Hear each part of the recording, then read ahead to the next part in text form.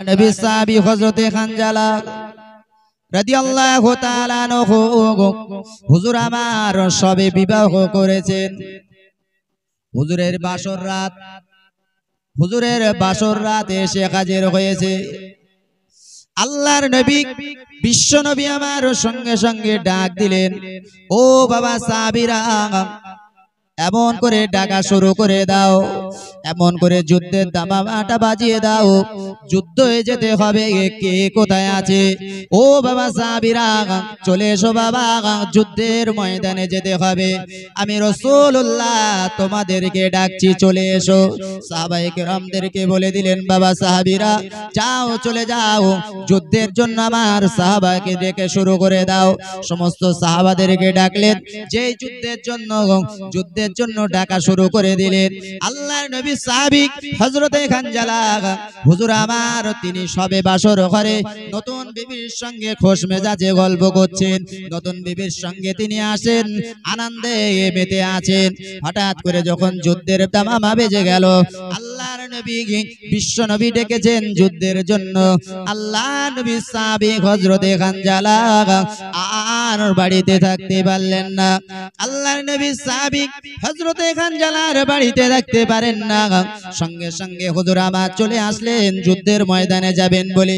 আল্লাহর নবী সাল্লাল্লাহু আলাইহি ওয়াসাল্লাম সমস্ত সাহাবাদেরকে নিয়ে যুদ্ধের ময়দানে চলে গেলেন। বেঈমান কাফেরদের সঙ্গে যুদ্ধ হচ্ছে। বেঈমান কাফেরদের সঙ্গে যুদ্ধ করতে করতে আল্লাহর নবী বিশ্ব নবী জনাবে মুহাম্মদুর রাসূলুল্লাহ এমন করে কাফেরদের সঙ্গে যুদ্ধ করছেন সাহাবাদেরকে নিয়ে। দেখতে পাওয়া যায় ওই যুদ্ধে অনেক সাহাবা শহীদ হয়ে গেল। যুদ্ধে তো জয় পরাজয় দুটোই আছে নাকি? এ পক্ষ মারছে, ও পক্ষে মারছে, মারতে মারতে অনেক সাহাবা শহীদ হয়ে গেল। আল্লাহর নবী বিশ্ব নবী জনাবে মুহাম্মদুর রাসূলুল্লাহ সাল্লাল্লাহু আলাইহি ওয়াসাল্লাম এই সময়তে বলেছিলেন, ও বাবা সাহাবীরা যুদ্ধ শেষ হয়ে গিয়েছে। দেখো না আমার কোন কোন সাহাবী দুনিয়ার জমিন থেকে শহীদ বরণ করেছেন। যুদ্ধের ময়দানে কোন কোন সাহাবী শহীদ হয়েছে। আমার সাহাবীদের শহীদের লাশগুলোকে একটা জায়গায় করো। সমস্ত শহীদের লাশগুলোকে একটা জায়গায় করো। সমস্ত শহীদের লাশগুলোকে আল্লাহ নবী সাহাবীরা নিয়ে একটা জায়গায় হাজির করছেন, একটা জায়গায় রেখে দিচ্ছেন। কিন্তু না না না না, আল্লাহ নবীর একজন সাহাবী যার নাম ছিল হানজালা, প্রত্যেকটা সাহাবীর লাশকে খুঁজে পেলেন, কিন্তু হানজালা হুজুরের লাশটাকে খুঁজে পাওয়া যায় না। আল্লাহর নবী বিশ্ব নবী জনাবে মুহাম্মদুর রাসূলুল্লাহ সাল্লাল্লাহু আলাইহি ওয়াসাল্লামের এমন করে খবরটা পাওয়া গেল। আল্লাহর নবীর এমন করে সাহাবী হানজালা যুদ্ধের ময়দানে শহীদ হয়েছেন। এই খবরটা যখন ছড়িয়ে পড়ল, তার সদ্য বিবাহকৃত স্ত্রী তার বিবিটা এসে দৌড়ে শুরু করে দিয়েছে। আল্লাহর নবী যেখানে আছেন ওই যুদ্ধের ময়দানে তিনি দৌড় শুরু করে দিয়েছে। যুদ্ধের ময়দানে এসে হাজির হয়েছে। ইয়া রাসূলুল্লাহ, ইয়া হাবিবাল্লাহ, হুজুর আল্লাহর নবীকে সালাম দিলেন। আল্লাহর নবীকে সালাম দিয়ে হযরতে হানজালার বিবি বললেন, ইয়া রাসূলুল্লাহ, ইয়া হাবিবাল্লাহ, হুজুর আমি হলাম আপনার সাহাবী হানজালার বিবি। আমার স্বামী হানজালা কোথায় আপনি একটাবার বলুন। হুজুর একটাবার বলুন, আমার স্ত্রী, আমি তার স্ত্রী, হানজালার স্ত্রী, আমার স্বামী কোথায় একটাবার বলুন। আল্লাহর নবী বিশ্ব নবী জনাবে মুহাম্মদুর রাসূলুল্লাহ সাল্লাল্লাহু আলাইহি ওয়াসাল্লাম এমন করে বলেছিলেন, ও মা জননী, তোমার স্বামী হানজালা যুদ্ধের ময়দানে শহীদ হয়েছেন। আল্লাহর নবীর এমন করে সাহাবী যখন শহীদ হয়েছেন, ওই সময়তে খবরটা দিলেন, বলেন, ইয়া রাসূলুল্লাহ, ইয়া হাবিবাল্লাহ, হুজুর গো, আমার স্বামী যুদ্ধের ময়দানে শহীদ হয়েছেন, এর জন্য আমি দুঃখিত না। জোরে বলা যাবে না? আমার স্বামী যুদ্ধের ময়দানে শহীদ হয়েছেন, এর জন্য আমি গর্বিত গো। কারণ কাল হাসরের মাঠে ময়দানে মাহশরে আল্লাহ পাক রব্বুল আলামিন যখন তুলবেন, আমি কাল হাসরের মাঠে ময়দানে মাহশরে যখন উঠবো গো, আমি শহীদের বিবি হয়ে উঠবো। আমি শহীদের বিবি হয়ে উঠবো, ইয়া রাসূলুল্লাহ, এর জন্য আমি দুঃখ প্রকাশ করি না, এর জন্য আমি ব্যথিত না, কিন্তু আমি যে কারণে আপনার কাছে এসেছি ইয়া রাসূলুল্লাহ, ইয়া রাসূলুল্লাহ, ইয়া হাবিবাল্লাহ হুজুর, ইয়া রাসূলুল্লাহ, ইয়া হাবিবাল্লাহ হুজুর, আপনার সাহাবী হানজালা আপনাকে এতটা মহব্বত করে, আপনাকে এতটা ভালোবাসে। আজকে ছিল আমাদের বিবাহর রাত্রি, আমাদের বাসর ঘরে আমরা ছিলাম, বাসর ঘরে আমরা খোশ মেজাজে ছিলাম, গল্প গুজব করছিলাম, কিন্তু আপনি যখন যুদ্ধের জন্য দামামা বাজিয়ে দিয়েছেন, যুদ্ধের জন্য আপনি যখন ডেকেছেন, আপনার সাহাবী আর বাড়িতে থাকতে পারল না। ইয়া রাসূলুল্লাহ, ইয়া হাবিবাল্লাহ হুজুর গো, আপনার সাহাবী হানজালার সঙ্গে আমার মিলন হয়েছে, আপনার সাহাবী হানজালার সঙ্গে হানজালা আমাকে সহবাস করেছে, যার কারণে হানজালার উপরে গোসলটা ফরজ ছিল। ইয়া রাসূলুল্লাহ, ইয়া হাবিবাল্লাহ হুজুর, আমি জানি এমন করে শহীদ যারা হয়ে যায়, শহীদের লাশগুলোকে গোসল দেওয়া হয় না, যারা শহীদ হয় এদের লাশগুলোকে গোসল দেওয়া হয় না। কেন? হাসরের মাঠে ময়দানে মাহশরে আল্লাহ পাক রব্বুল আলামিন এমন করে যখন সিংহায় ফুৎকার দেবেন, ইসরাফিল আলাইহিস সালাম সিংহায় ফুৎকার দেবেন, সকলে হাসরের মাঠে উঠে পড়বে, আমরা সকলে উঠে পড়ব। কিছু মানুষকে দেখা যাবে হাসরের ময়দানে এমন করে কারোর হাত কাটা, কারোর পা কাটা, কারোর কপালে তীর নিক্ষেপ করা, কারোর বুকেতে তীর নিক্ষেপ করা, তরতর করে তখনও টাটকা রক্ত বাইর হচ্ছে, এমন করে কারোর মাথা কাটা, কারোর পা নেই, এমন অবস্থায় হাসরের মাঠে উঠবে, তখনও পর্যন্ত তার শরীর থেকে টপ টপ করে টাটকা রক্তগুলো ঝরে ঝরে পড়বে। আল্লাহ পাক রব্বুল আলামিন তিনি তো আলিমুল গায়ব, তিনি সবই জানেন, সবই জানেন। তারপরে আল্লাহ জিজ্ঞাসা করবে, বান্দারে, ও বান্দা তোমার হাতটা কেন কাটা, ও বান্দা তোমার পাটা কেন কাটা, ও বান্দা তোমার মাথা কেন কাটা, ও বান্দারে তোমার শরীরে কেন রক্ত ঝরে, খুন কেন বাইর হয়। আল্লাহ আলিমুল গায়ব, তিনি সবই জানেন, সবই বোঝেন। তারপরে বান্দাকে বলবে, বান্দারে তোমার শরীর থেকে কেন রক্তগুলো গড়িয়ে গড়িয়ে পড়ে। আল্লাহ পাক রব্বুল আলামিনের এই কথাটা শোনার পরে বান্দা বলবে, আল্লাহ রে, দ্বীন ইসলামকে প্রতিষ্ঠিত করতে গিয়ে, সমাজে দ্বীন ইসলামটাকে প্রতিষ্ঠিত করতে গিয়ে আজকে আমাদের তাজা তাজা প্রাণগুলোকে শহীদ করে দিয়েছে। ওগো রব্বুল আলামিন আল্লাহ, আজকে এই কারণে আমাদের শরীরের এই অবস্থা। দ্বীন ইসলামকে প্রতিষ্ঠিত করতে গিয়ে আজকে আমাদের নিজেদের তাজা তাজা প্রাণগুলোকে আল্লাহর রাস্তায় দিয়ে দিয়েছি। আল্লাহ পাক রব্বুল আলামিন ওই সময়তে বলবে, বান্দারে, ও বান্দারে, ও বান্দা, আমি তোর উপরে এতটা খুশি হয়েছি, রাজি হয়েছি, যা বান্দারে চলে যা, আমার দয়ার জান্নাতে চলে যা, আমার দয়ার জান্নাতে চলে যা। আল্লাহ পাক রব্বুল আলামিন যখন এমন করে বলবেন, ও বান্দা চলে যা, চলে যা, আমার দয়ার জান্নাতে চলে যা, ওই সমস্ত শহীদান বান্দারা দাঁড়িয়ে যাবে, ও রব্বুল আলামিন আল্লাহ, না না, আমরা জান্নাতে যেতে চাই না, আমাদেরকে আবার দুনিয়ার জমিনে পাঠিয়ে দিন, আবার আমরা দ্বিতীয়বার এমন করে দ্বীন ইসলামকে প্রতিষ্ঠিত করতে গিয়ে আমাদের জীবনগুলোকে আবার উৎসর্গ করে দেব। জোরে বলুন সুবহানাল্লাহ। ইয়া রাসূলুল্লাহ, ইয়া হাবিবাল্লাহ হুজুর, এই কারণে যতটুকু জানি, শহীদের লাশগুলোকে দাফন এমন করে গোসল দেওয়া হয় না, কিন্তু আমার স্বামীর উপরে এমন করে ফরজ গোসল ছিল, তার গোসলটা ফরজ হওয়ার কারণে যদি আপনি ওইভাবে তাকে দাফন করে দেন, সেই কারণে আপনাকে জানানোর জন্য আমি এমন করে এসে হাজির হয়েছি। আল্লাহ নবী, বিশ্ব নবী জনাবে মুহাম্মদুর রাসূলুল্লাহ সাল্লাল্লাহু আলাইহি ওয়াসাল্লাম ওই সময়তে বলবেন, ও সাহাবীরা, যাও, চলে যাও, তন্ন তন্ন করে খুঁজে দেখো আমার সাহাবী হানজালার লাশটা কোথায় পড়ে আছে।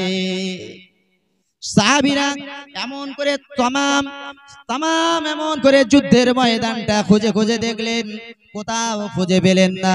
আল্লাহর নবী সাহাবী হানজালার কোথাও যখন খুঁজে পাওয়া গেল না, ওই সময়তে আল্লাহর নবী চিন্তিত অবস্থায় আছেন। হঠাৎ করে আসমান থেকে আল্লাহর ফেরেশতা জিবরিল আমিন এসে হাজির হয়ে গেলেন। ইয়া রাসূলুল্লাহ, ইয়া হাবিবাল্লাহ, হুজুর।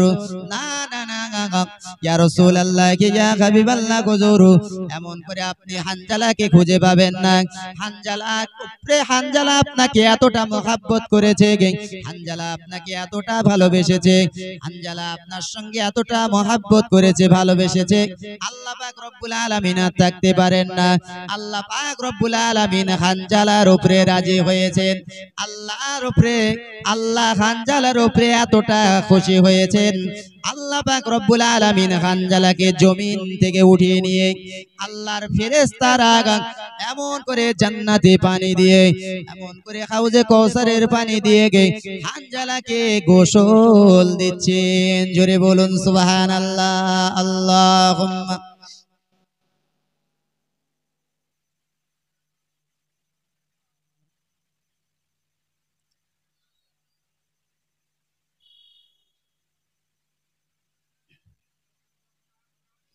কে আসলো বলে এই পৃথিবী হলো উজালা, আর কে গাহিল এসে সাম্যের গান শূন্য কাফেলা।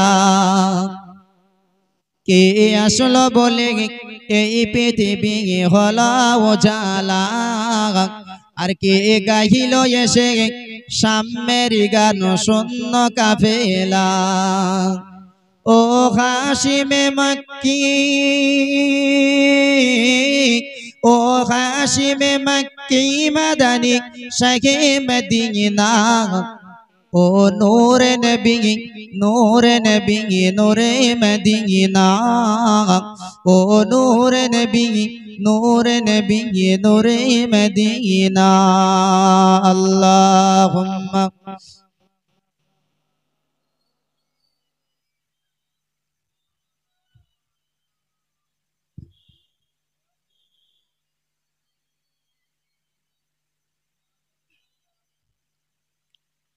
ভাইরা আমার, আমি বক্তব্য থেকে ছাড়ব।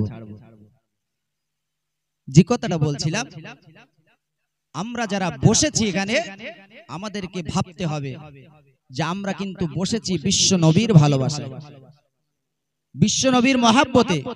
আল্লাহ রাসূল সাল্লাল্লাহু আলাইহি ওয়াসাল্লাম তিনি জীবিত আছেন।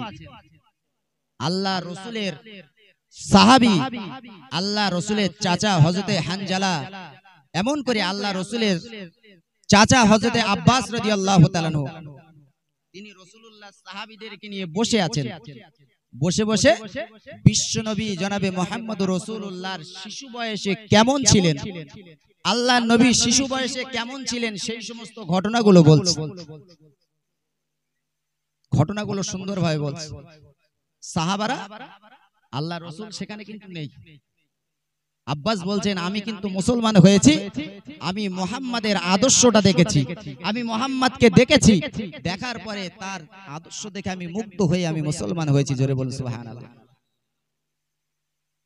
আব্বাস রাদিয়াল্লাহু তাআলা আনহু তিনি বলছেন সাহাবায়ে কেরামদেরকে নিয়ে, ও রাসূলুল্লাহ, সাহাবা শুনে রেখে দাও, জেনে রেখে দাও, আমি এমন করে দেখতে পাই আমার মুহাম্মদ ছিল ইতিম, মা জননী গরিব মানুষ, এমন করে খেলনা কিনে দিতে পারেনি। ছোট্ট বাচ্চা মুহাম্মদকে যখন তার মা দোলনায় দোল দিচ্ছে, দোলনাতে এমন করে দোলনাতে দিয়েছে, দোলনাতে মুহাম্মদ দোল খাবে। ওই দোলনাটা এমন করে মুহাম্মাদের দোলনাটা যখন একবার দোল দিয়ে আমিনা চলে গেল অন্যদিকে, আমি আব্বাস লক্ষ্য করে দেখলাম ওই দোলনাটা অটোমেটিক দুলছে। জোরে বলুন সুবহানাল্লাহ। আমাদের দোলনা দোলে। মুহাম্মদ, তার মা হলো এতিম, এমন করে মুহাম্মাদের মা যখন আছে, মুহাম্মাদের মা যখন একবার দোলনাটা দুলে অন্য কাজে চলে গিয়েছে, আমি দেখতে পাই ওই দোলনাটা অটোমেটিক দুলতে শুরু করে দিয়েছে। শুধু তাই নয়, রাতের আকাশে আমি যখন দেখলাম মুহাম্মদ যখন দোলনাতে আছে মুহাম্মদকে আমাদের বাচ্চাদের কত সুন্দর সুন্দর দামি দামি খেলনা কিনে দিই, এমন করে দোলনার উপরে বাচ্চাদের খেলনাগুলোকে চাপিয়ে দিই, সেই বাচ্চা এমন করে দোলনাটা দুলতে থাকে আর ওই খেলনাটার দিকে খেলা করতে থাকে। মুহাম্মদ এমন একটা বাচ্চা যাকে এমন করে খেলনা দেবে, কিন্তু না না না, মুহাম্মদকে খেলনা দেওয়ার মতো পয়সা এমন করে শক্তি সামর্থ্য আমিনার ছিল না।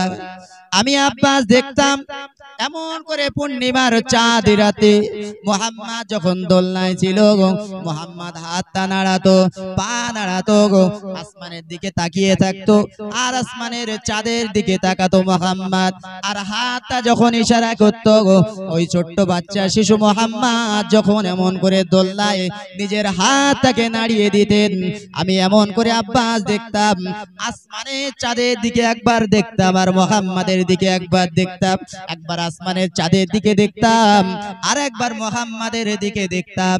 দুটো জিনিস আমি খেয়াল করে দেখি, মুহাম্মদ হাত যেভাবে নাড়ায় আসমানের চাঁদগুলো ওইভাবে নড়তে থাকে, জোরে বলা যাবে না। এই রকম গল্প করছিলেন আল্লাহর নবী, বিশ্ব নবী আমার ওই পাশ দিয়ে রাস্তা দিয়ে হেঁটে যাচ্ছিলেন। আল্লাহর নবীকে দেখে সাহাবারা সকলে দাঁড়িয়ে গেলেন, ইয়া রাসূলুল্লাহ, ইয়া হাবিবাল্লাহ, হুজুর আপনি একটু চলে আসুন, ইয়া রাসূলুল্লাহ, ইয়া হাবিবাল্লাহ, হুজুর আপনি একটু আমাদের মধ্যে আসুন। ও বাবা সাহাবীরা, এখানে কি হচ্ছে?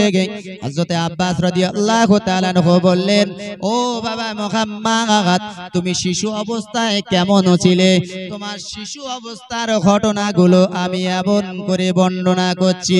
আল্লাহর নবী সাল্লাল্লাহু আলাইহি ওয়াসাল্লাম ওই সময়তে বললেন, ও বাবা সাহাবীরা, আন্নী আলামু মা লা তা'লামুন, আমি যা জানি তোমরা তা জানো না। আমি নবী মুহাম্মদুর রাসূলুল্লাহ, আমি যা দেখতে পাই তোমরা তা দেখতে পাও না। ও বাবা সাহাবীরা, তোমরা যেখানে আমার নবী, তোমার বিশ্ব নবীর এমন করে জীবন চরিত্র নিয়ে আলোচনা করছো, ও বাবা সাহাবীরা শুনে রেখে দাও, জেনে রেখে দাও, তোমরা ভাবছো এই কজন সাহাবী আমরা বসে আছি, না না না, এখানে আল্লাহর অসংখ্য রহমতের ফেরেশতা এসে হাজির হয়ে গিয়েছে।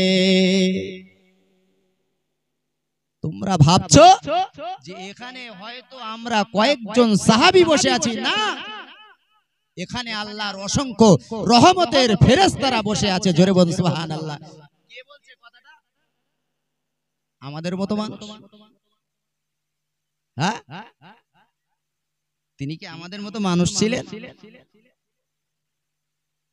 আল্লাহ রসুল বলছেন, এ সাহাবীরা, আমি যেটা দেখি তোমরা সেটা দেখো না, আমি যেটা দেখতে পাই তোমরা সেটা দেখতে পাও না। অতএব আমি রাসূলুল্লাহ দেখছি আল্লাহর অসংখ্য অগণিত ফেরেশতা এই মজলিসে হাজির আছে, জোরে বল সুবহানাল্লাহ। তাহলে এই সমস্ত মজলিসগুলোতে যেখানে নবিয়ানা জলসা হয়, যেখানে নবীর জীবন আদর্শ নিয়ে আলোচনা করা হবে, সেই জায়গায় যার মুখ থেকে বাইর হোক না কেন নবীর আদর্শ, আপনার গ্রামের ইমাম সাহেবের মুখ থেকে বাইর হোক আর বাইরের 10,000 50,000 টাকার বক্তার মুখ থেকে বাইর হোক, যার মুখ থেকে বাইর হোক না কেন সেটা নবীর আদর্শ। এই নবীর আদর্শই যদি আমরা আদবের সঙ্গে রাখতে পারি, আদবের সঙ্গে বসতে পারি, নিশ্চয়ই এখানে এই মজলিসের একটা গুরুত্ব আছে। বিশ্ব নবী জানিয়েছেন, হযরত আব্বাস রাদিয়াল্লাহু তাআলা আনহু তিনি বর্ণনা করছেন, সমস্ত সাহাবায়ে কেরামরা তারা সাক্ষী যে আল্লাহর নবী বলছেন, ও বাবা সাহাবীরা, এখানে শুধু তোমরা একাই নয়, এখানে অসংখ্য আল্লাহর রহমতের ফেরেশতা এসে হাজির হয়েছে, জোরে বল সুবহানাল্লাহ।